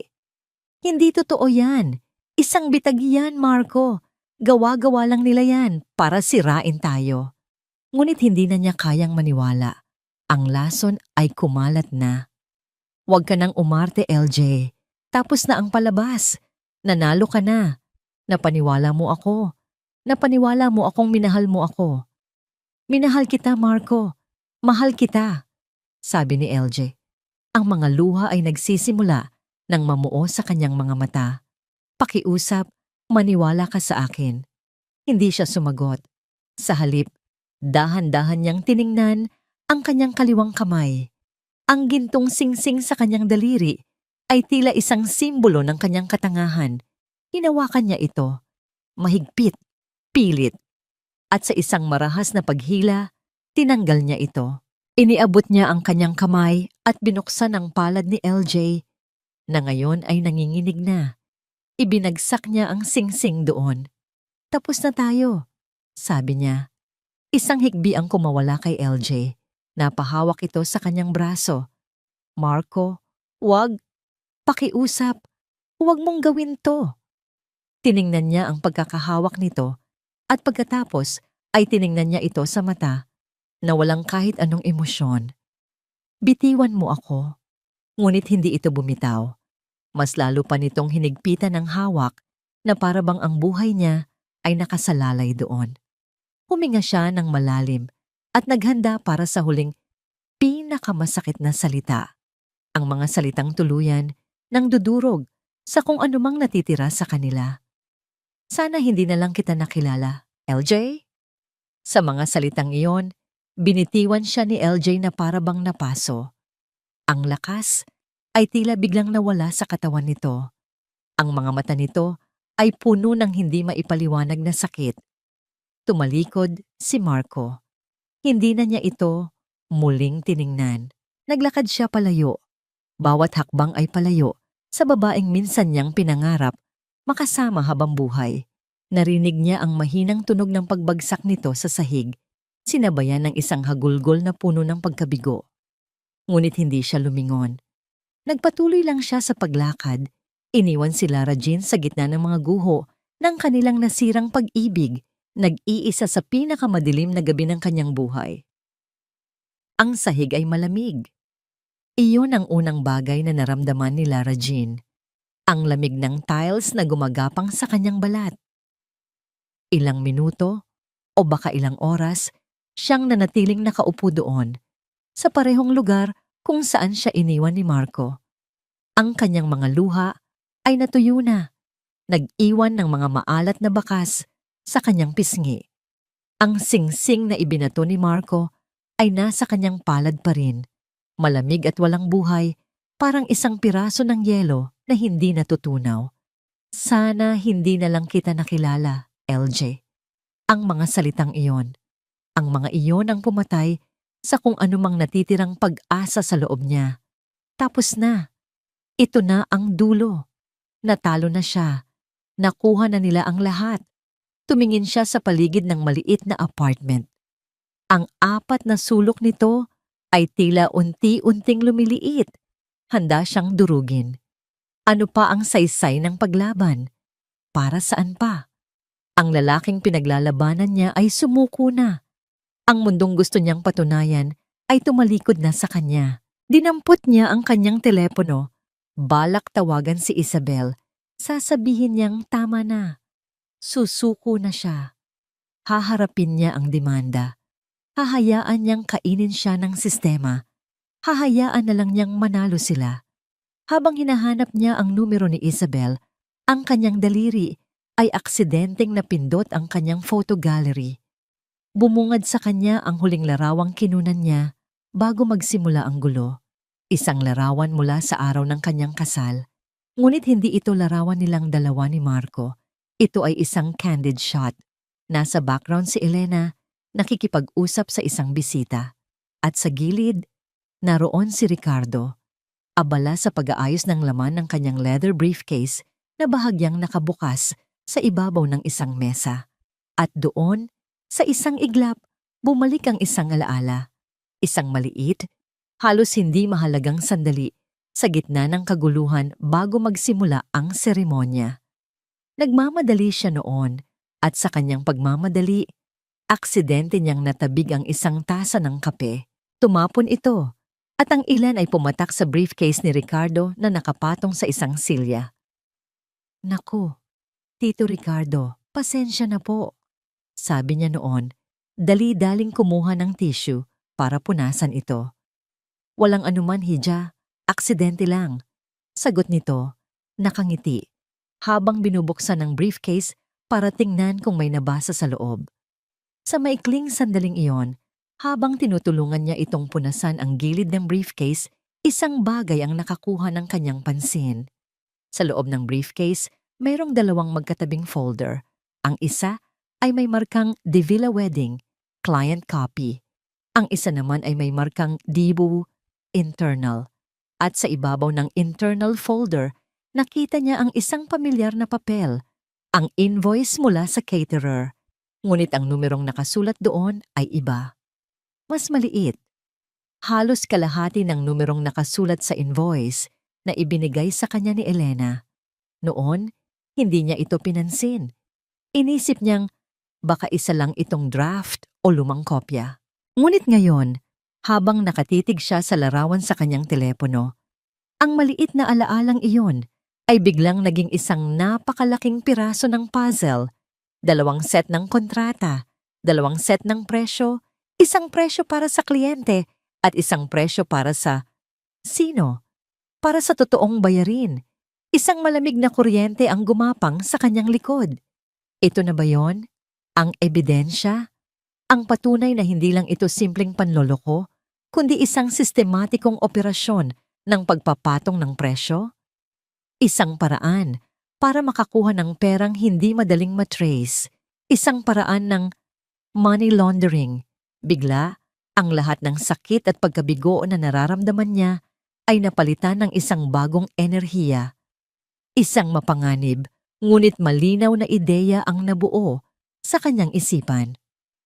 Ang briefcase na yon, nasaan na kaya ito ngayon?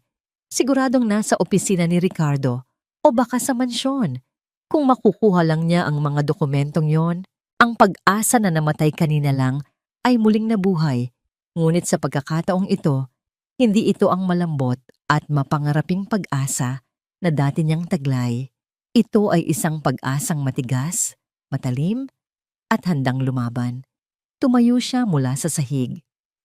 Ang kanyang mga kilos ay hindi na mabagal at pagod. Mayroon ng layunin.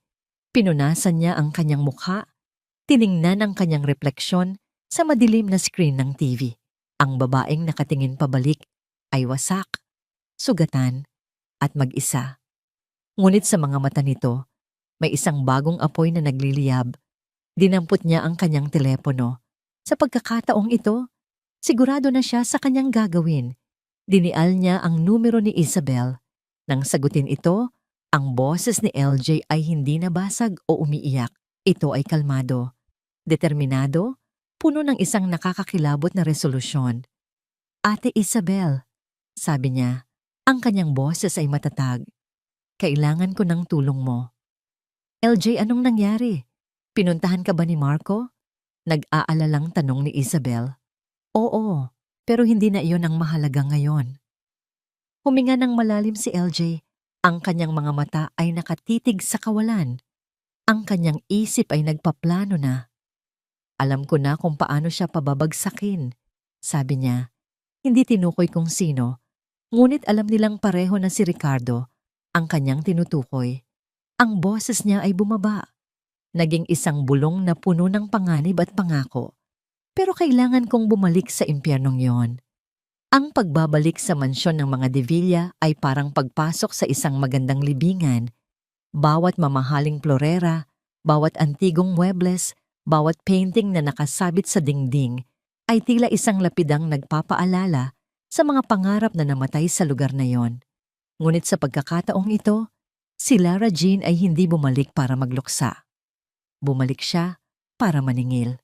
Sa labas, sa loob ng isang hindi pansining kotse na nakaparada sa di kalayuan, naghihintay si Isabel. Nagkatinginan sila bago bumaba si LJ. Isang tingin lang, ngunit puno ng kahulugan. Isang kasunduan, isang tiwala, isang panalangin. Naglakad si LJ papasok sa malaking gate. Ang kanyang mga hakbang ay hindi nag-aalinlangan. Ang kanyang suot ay simple lang. Isang itim na blouse at slacks. Walang bakas ng luha sa kanyang mga mata. Walang bahid ng takot. Ang tanging makikita sa kanyang mukha ay isang nakakakilabot na kalma. Sa grandiosong sala, naghihintay na sila. Si Elena, nakaupo sa isang silya, hindi mapakali. Paikot-ikot ang panyo sa kanyang mga kamay. At si Ricardo, nakatayo sa tabi ng bintana. May isang nangiti ng tagumpay sa kanyang mga labi. Sa pagitan nila ay isang abogado, nakaupo sa harap ng isang mesang may nakahandang mga dokumento. Mabutit dumating ka, Hija, sabi ni Ricardo. Ang boses niya ay puno ng huwad na kabaitan. Mabuti at napag-isipan mo ng maigi ang lahat. Ito na ang pinakamadaling paraan para matapos ang lahat ng gulo. Hindi sumagot si LJ. Umupo siya sa bakanting silya sa tapat ng abogado. Ang kanyang mga mata ay diretso lang sa mga papel. Gaya ng napag-usapan, sabi ng abogado, ang kliyente ko, si J. Sandoval, ay handang bawiin ang kasong libel laban sa'yo kapalit ng pagpirma mo sa kasunduang ito. Isang kasunduan na nagsasabing lahat ng nangyari ay isang hindi pagkakaunawaan lamang at hihingi ka ng formal na paumanhin sa pamilyang De Villa para sa kahihiyang idinulot mo. Si Elena ay napabuntong hininga. Sana sa simula pa lang ay ganito na lang ang ginawa natin, sabi niya. Umiiwas ng tingin. Para sa kapayapaan ng lahat. Kapayapaan. Nais matawa ni LJ sa salitang iyon. Ang kapayapaan nila ay itinayo sa ibabaw ng kanyang mga durog na pangarap. Itinulak ng abogado ang isang makapal na papel at isang mamahaling fountain pen papunta sa kanya. Maari mo nang pirmahan, Ginang De Villa. Ang lahat ng mata ay nasa kanya. Ito na ang sandaling hinihintay nila. Ang kanyang pagsuko, ang kanilang huling tagumpay. Hinawakan ni LJ ang panulat. Mabigat, malamig, ang sandata. Ngunit hindi niya ito itinutok sa papel. Hawak lang niya ito. Ang kanyang mga mata ay nakatitig sa itim na tinta sa dulo nito. May isang bagay lang po akong hindi maintindihan, sabi niya. Ang kanyang boses ay bumasag sa katahimikan. Napatingin sa kanya si Ricardo, bahagyang kumunot ang noo. Ano iyon? Napakagaling po kasi ng plano, sabi ni LJ. Tumingin siya ng diretso kay Ricardo. At sa unang pagkakataon, isang maliit na ngiti ang sumilay sa kanyang mga labi. Isang nangiting hindi umaabot sa kanyang mga mata. Lahat po ay perpektong nakalkula. Gusto ko lang pong malaman, para sa sarili kong kapanatagan, paano niyo po nagawa ang lahat? Nagulat si Ricardo sa tanong. Ngunit mabilis itong napalitan ng pagmamalaki. Ito na ang pagkakataon niyang ipamukha sa talunang babae kung gaano ito kahina at kung gaano siya kagaling. Hija, sa mundong ito, ang matatalino ang nabubuhay. Mayabang niyang sabi. Si Elena, mahina siya. Madaling mabaon sa utang. Ang kailangan lang ay isang tulak. Ang mga kasal, isa lang yon. Sa maraming paraan. 2 set ng kontrata. Isang presyo para sa kliyente. Isang mas mababang presyo para sa totoong bayarin. Ang sobra? Malinis na pera na hindi masusundan ng kahit sino. Simple, pero epektibo. Ricardo, tama na. Mahinang saway ni Elena, ngunit hindi siya pinansin nito. At yung recording? Patuloy ni LJ ang kanyang boses ay puno ng kunwaring paghanga. Paano niyo po nagawa iyon? Napaniwala niyo po si Marco ng buong buo. Isang mapaklang tawa ang kumawala kay Ricardo. Teknolohiya, Hija. Kayang-kaya ng pagdugtungin ng mga salita mula sa iba't ibang pag-uusap. Isang salita dito, isang tawa doon. Ang resulta, isang perpektong kasinungalingan. At ang pamangkin ko, masyado siyang sunod-sunuran sa kanyang ina, masyadong takot sa kahihiyan. Siya ang pinakamadaling biktimahin sa lahat. Salamat po sa paglilinaw, Tito, sabi ni LJ. Ang tito ay binitawan niya ng may halong pang-uyam. Dahan-dahan niyang ibinaba ang panulat sa mesa. Kinuha niya ang kanyang telepono mula sa kanyang bulsa. Ang nangiti sa mukha ni Ricardo ay biglang naglaho. Ang pagkalito ay gumuhit sa kanyang mukha. Nakuha ko na po ang lahat ng kailangan ko. Pinindot ni LJ ang play sa kanyang telepono at mula sa maliit na speaker nito umaling-awngaw sa buong silid ang boses ni Ricardo. Hija, sa mundong ito, ang matatalino ang nabubuhay. Si Elena, mahina siya. 2 set ng kontrata. Ang sobra, malinis na pera. Teknolohiya, Hija, isang perpektong kasinungalingan. Si Mako, siya ang pinakamadaling biktimahin sa lahat. Ang bawat salita ay parang isang dagundong ng kulog. Ang mukha ni Ricardo ay nagbago mula sa pagkalito patungo sa hindi paniniwala at sa huli, sa purong nag-aapoy na galit. Si Elena naman ay napahawak sa kanyang bibig. Ang kanyang mukha ay namutla na parang isang patay. Anong ginawa mo? Nanginginig na tanong ni Ricardo. Ang panulat. Simpleng sagot ni LJ. Mayroon itong maliit na recording device. Salamat sa regalo nyo. Nang matapos ang recording, isang nakabibinging katahimikan ang bumalot sa silid. Ang tanging maririnig ay ang mabilis na paghinga ni Elena.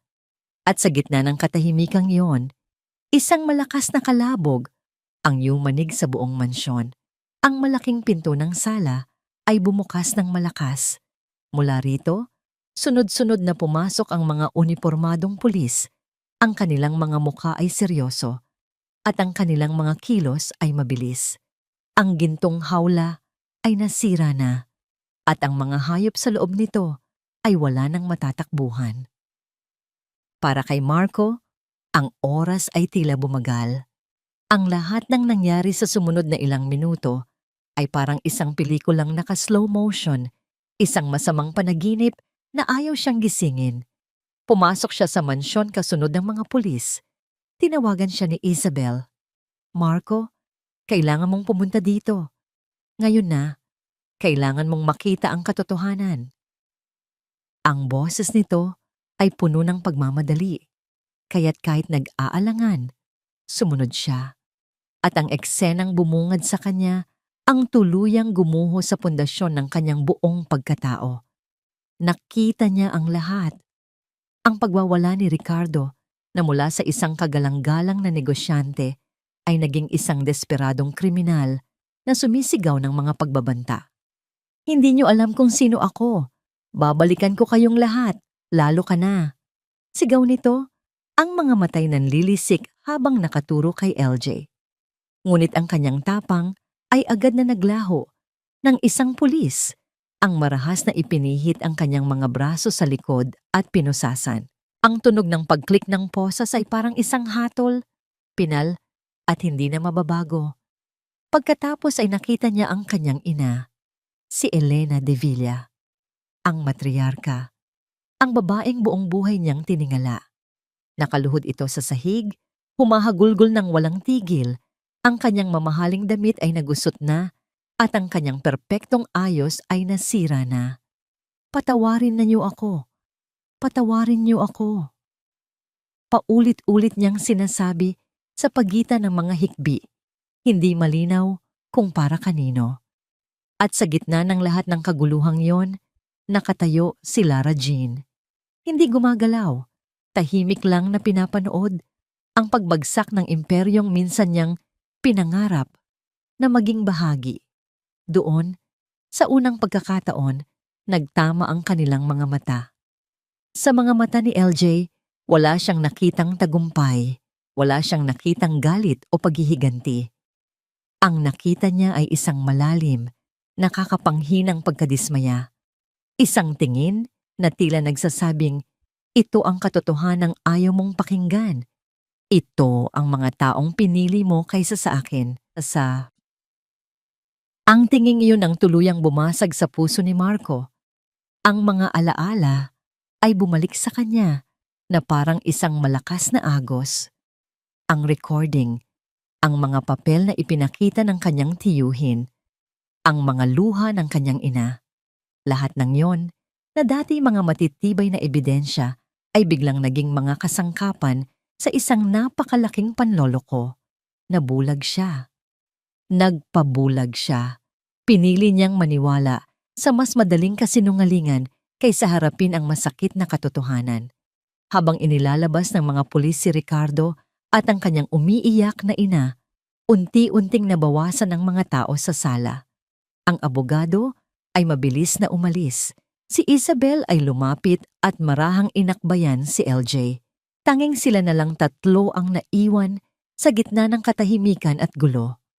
Ang lakas ay tila biglang nawala sa mga binti ni Marco. Dahan-dahan siyang lumakad palapit kay LJ. Bawat hakbang ay parang may bigat na 1,000 libra. Hindi niya alam kung ano ang sasabihin. Ano nga ba ang sasabihin mo sa taong winasak mo ang puso dahil sa sarili mong kahinaan?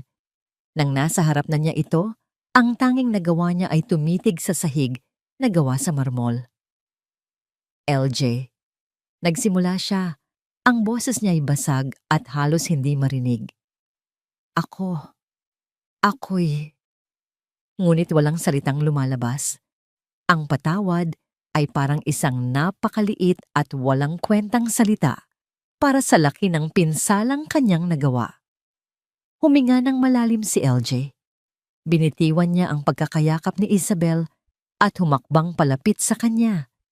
Inangat niya ang kanyang kamay at sa isang saglit, inakala ni Marco na sasampalin siya nito. Karapat dapat siya doon. Handa siyang tanggapin iyon. Ngunit hindi. Sa halip, marahan itong hinawakan ang kanyang kamay at ibinalik sa kanyang palad ang isang bagay na malamig at matigas. Ang singsing, ang sarili niyang wedding ring na ibinato niya dito. Tapos na ang lahat, Marco, sabi ni LJ. Ang boses niya ay pagod ngunit payapa. Malaya ka na. Malaya na tayong lahat. Sa mga salitang yon, ang huling kontrol ni Marco sa kanyang emosyon ay tuluyan ng gumuho. Ang mga tuhod niya ay bumigay at napaluhod siya sa harap ni LJ. Ang mga luhang kanina pa niya pinipigilan ay bumuhos na parang isang sirang dam. Ang kanyang mga balikat ay nayanig sa bawat hikbi. Ang pagiging isang de Villa ang karangalan. Ang hiya. Lahat ay nawalan ng saysay. Sa sandaling iyon, siya ay isang lalaki lamang, durog at puno ng pagsisisi. Lumuluha sa paanan ng babaeng sinaktan niya ng lubusan. Niyakap niya ang mga binti ni LJ. Ang kanyang mukha ay nakasubsob sa tela ng pantalon nito. Patawarin mo ako, LJ, sabi niya sa pagitan ng mga hagulgol. Ang kanyang boses ay halos hindi na maintindihan. Patawarin mo ako. Alam kong, alam kong huli na ang lahat. Naramdaman niya ang isang kamay na marahang humaplos sa kanyang buhok. Isang haplos na hindi puno ng pagmamahal, kundi ng isang malalim at nakakalungkot na awa. Huli na nga, Marco! Bulong ni LJ, at sa boses nito, narinig ni Marco hindi lang ang pagtatapos ng kanilang pag-iibigan, kundi ang pagtatapos ng kung sino siya noon. Huling-huli na. Lumipas ang 6 na buwan. Ang ingay ng iskandalo ay unti-unti nang humina. Napalitan ng ibang mga balita, ibang mga kwento. Ang buhay, gaya ng dati, ay nagpatuloy.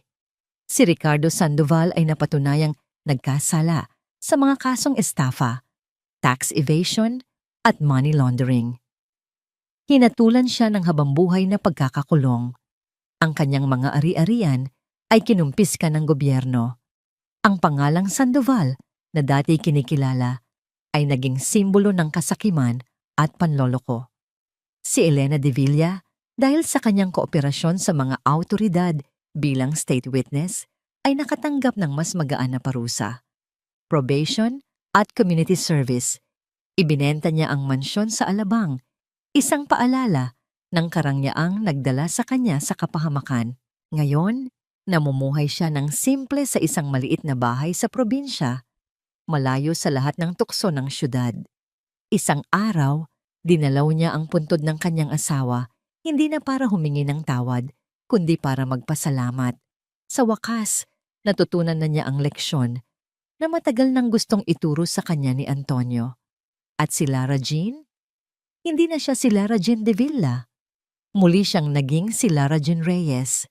Ang annulment case nila ni Marco ay mabilis na naaprubahan, gamit ang isang bahagi ng perang naibalik sa kanya bilang danyos, at sa tulong na rin ni Isabel, nagbukas siya ng isang maliit na coffee shop sa isang tahimik na kalsada sa Laguna, malapit sa kanyang mga magulang.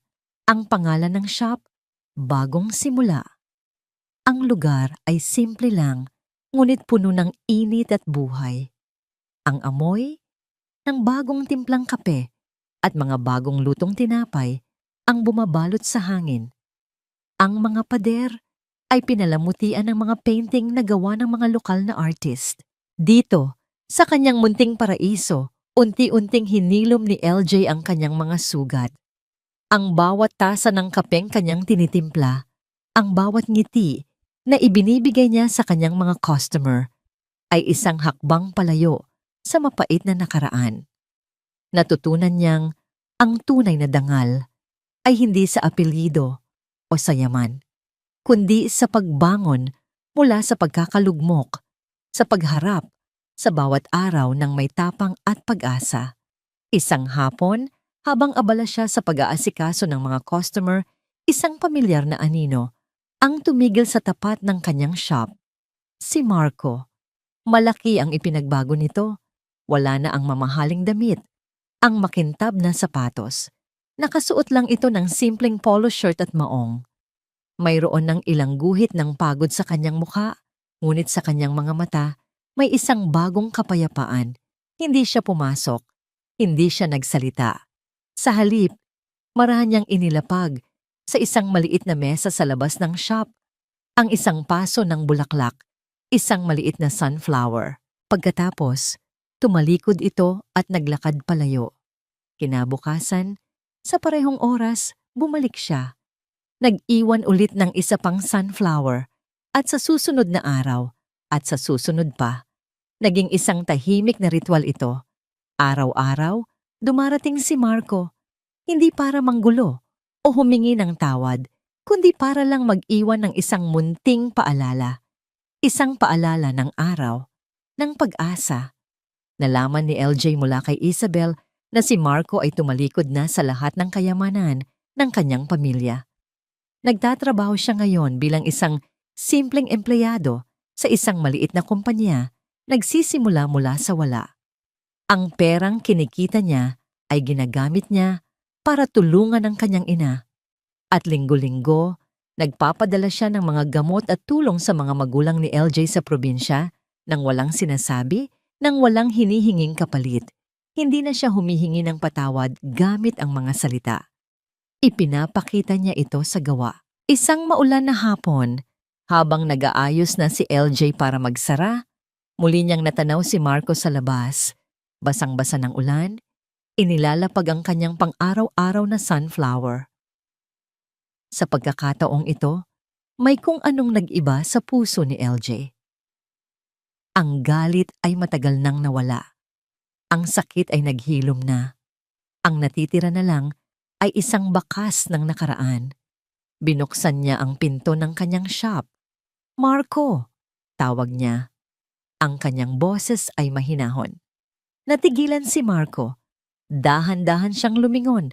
Ang kanyang mukha ay puno ng gulat. Inaasahan niyang tulad ng yung dati, tatalikod na lang siya at aalis. "Pumasok ka muna," sabi ni LJ. "Sumilong ka sa ulan. Magtimpla ako ng kape." Pumasok si Marco, nag-aalangan na parang isang estrangherong pumasok sa isang sagradong lugar. Umupo siya sa pinakasulok na mesa, sa parehong lugar kung saan unang nakipagkita si LJ kay Isabel. Inilapag ni LJ ang 2 tasa ng mainit na kape sa mesa. Walang nagsasalita sa simula. Ang tanging maririnig ay ang patak ng ulan sa labas at ang mahinang tunog ng musika mula sa speaker ng shop. "Salamat," sabi ni Marco. Ang kanyang boses ay bahagyang nanginginig. Ngumiti si LJ. Isang totoong nangngiti. Hindi ito ang ngiti ng isang babaeng umiibig o ng isang babaeng nagpatawad na.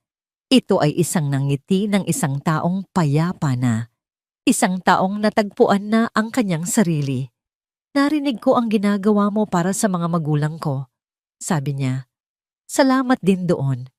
Tumango lang si Marco, hindi makatingin ng diretso. Ang pag-uusap nila ay hindi tungkol sa nakaraan. Hindi nila binuksan ang mga sugat. Nag-usap sila tungkol sa kape, sa ulan, sa mga simpleng bagay. At sa pag-uusap na yon, isang bagong uri ng koneksyon ang nabuo. Hindi na ito ang marahas na pag-ibig ng nakaraan, kundi isang tahimik na respeto. Nang tumila ang ulan, tumayo na si Marco. "Sige na," sabi niya. "Salamat sa kape." "Mag-iingat ka," sagot ni LJ. Habang naglalakad si Marco palabas ng pinto, muli siyang lumingon na parang may gusto pa siyang sabihin, ngunit wala nang salitang lumabas. Isang tingin lang, isang tingin ng pasasalamat, ng pagsisisi at ng pagtanggap. Tiningnan siya ni LJ. At sa huling sandaling iyon, sa gitna ng amoy ng kape at ng bagong hugas na lupa, alam niyang napatawad na niya ito, hindi para sa kanya kundi para sa sarili niya. Ang pagpapatawad ay hindi nangangahulugang pagbabalik. Minsan, ito ay simpleng pagbitaw. Pagbitaw sa sakit, sa galit, at pagyakap sa isang bagong simula. Mag-isa man o marahil, balang araw, kasama ng iba. Sinara niya ang pinto ng kanyang shop at habang tinitingnan niya ang hanay ng mga sunflower sa labas ng kanyang bintana, alam niyang handa na siyang harapin ang bukas. Isang bukas na siya na mismo ang sumulat. Dito nagtatapos ang kwento ng isang babaeng bagong kasal na sa halip na pagmamahal ay kasakiman ang sumalubong sa kanya. Sa loob lamang ng ilang minuto, tuluyang nabasag ang pagkukunwaring pagiging marangal ng isang pamilya. Nang piliin niyang tumindig, magsalita at tawagin ang batas para ipagtanggol ang sarili. Ipinapakita ng kwentong ito na ang kasamaan, kahit gaano kaganda ang balot o gaano kalaki ang pera, ay hindi kayang itago magpakailanman. At ang taong tapat, kahit pa madalas siyang dehado, ay may araw ng hustisya na nakalaan sa kanya. Mga kaibigan, kung kayo ang nasa sitwasyong ito, papayag ba kayong apihin sa mismong araw ng inyong kasal? Ano sa tingin ninyo ang pinakamahalagang aral na dapat tandaan mula sa pangyayaring ito? Bago tayo magtapos, kumusta po ang araw nyo? Sana ay nasa mabuti kayong kalagayan at napapalibutan ng mga taong tunay na nagmamahal at nagmamalasakit. Mahalaga sa akin ang boses at komento ninyo, kaya huwag mag-atubiling magbahagi ng inyong saloobin. Maraming salamat po sa pakikinig at sa walang sawang suporta.